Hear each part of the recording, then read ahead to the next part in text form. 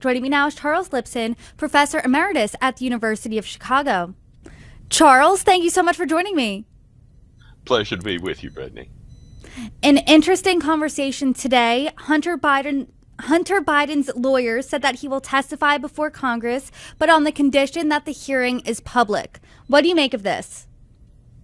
Well, you remember that great scene in The Godfather where there's a horse head in the bed? And Perhaps the most how can you iconic forget it? scene in cinematic history, yes.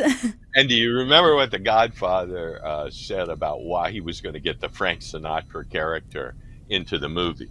He said, "I'm going to make him an offer he can't refuse." And what Abby Lowell is doing, the hardball lawyer for Hunter Biden, is the exact opposite. He's making them an offer they can only refuse.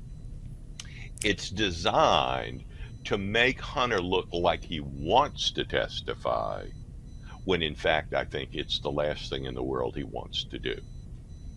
So, do you think that this offer is a good thing for Hunter Biden? Well, I think that it was a smart thing for him to do, but let's talk about what would really happen in a normal process. So what this committee is doing is the same as all other committees. It's the same as what Adam Schiff did with his committee and so forth when they were investigating Trump. They hold behind the scenes hearings. And why do they do? And then they determine if there are things. They make two determinations. One is, should they release the transcript of that? And sometimes they don't want to release it for political reasons that might make them look bad. But the main reason they don't want to release it is they don't want other witnesses to know what one witness has said so that they can get their stories together. But if you watch most of these public hearings, they're kind of show trials. They're divided into 5-minute segments in which each congressperson or senator or whatever ask a few questions. The next person comes from the other party, asks different kinds of questions. There's no continuity.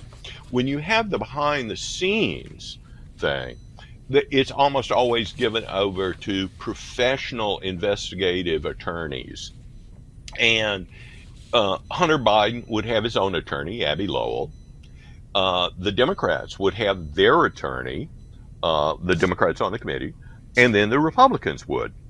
And the Democrats and the Republican attorney would ask questions, maybe for 30 minutes, half an hour, and then switch over to the other one. But you would have more than enough time, and you wouldn't be trying to get the story essentially out to the public. So if what they're offering Hunter Biden is a deal that is identical to the deal that everybody else who's testified, and Hunter doesn't want to take it. What I would say is, we're willing to compromise with you. If I were the Comer and the Republicans, I would say we're willing to compromise with you. We're willing several weeks after, just before you publicly testify, we're willing to release what you've said behind closed doors to the public. So that's all out there, and we'll do that, let's call it 1 week before an agreed public testimony.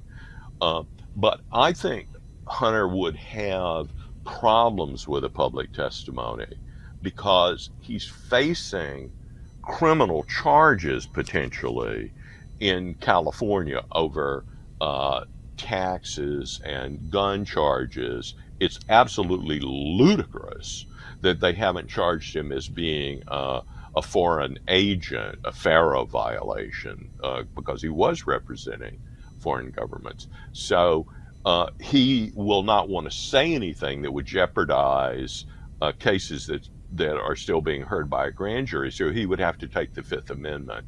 And boy, that's a bad look for Hunter Biden. But it's an even worse look for the president, and that's who really matters here.